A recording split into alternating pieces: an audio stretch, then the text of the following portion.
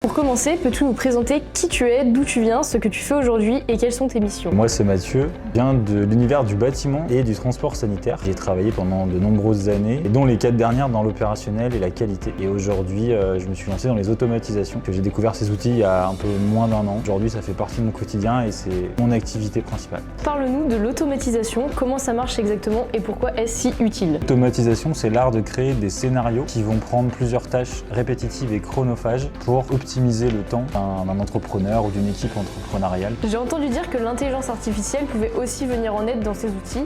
Qu'en penses-tu? Alors oui, en fait, on va implémenter l'intelligence artificielle dans certains modules des scénarios, ce qui va rendre les automatisations beaucoup plus efficaces, tout en gardant quand même un contrôle de la part de l'utilisateur. Alors comment fait un patron pour s'y retrouver dans sa base de données? Alors il faut savoir qu'il y a en France un peu plus de 30% des entreprises qui n'ont pas de CRM.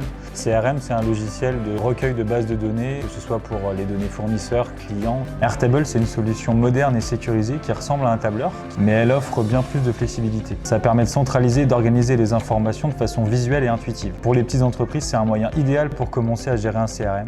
Est-ce que tu peux me dire si ces outils sont vraiment accessibles et quel est ton rôle dans leur mise en œuvre? Alors ces outils démarrent avec un forfait de 10 € pour Make et à peu près 25 € pour Airtable, ce qui constitue pour une petite entreprise déjà un forfait autour de 35 € qui permet de faire énormément de choses à ce tarif-là. Moi, mon rôle, c'est de venir dans l'entreprise et d'installer ces logiciels avec le dirigeant. Une fois les logiciels installés, ils sont la propriété du client. C'est moi qui viens aider à l'implémentation des bases de données et des scénarios.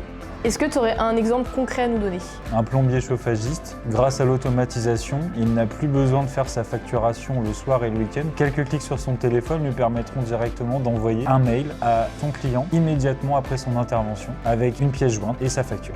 Super, maintenant qu'on a compris comment ça marchait, est-ce que tu peux me parler de ta mission principale en ce moment? J'aide une boulangerie. Avec Airtable, on va leur créer des interfaces pour que la production soit maîtrisée par les salariés. On a mis en place des tablettes sur lesquelles chaque salarié peut suivre sa production. Et l'avantage, c'est que le patron, lui, peut avoir un accès sécurisé pour avoir des retours de statistiques, tout simplement un poste de contrôle avec des rapports hebdomadaires. Pour conclure, Mathieu, comment vois-tu l'évolution de l'automatisation et des nouvelles technologies dans l'organisation des petites entreprises?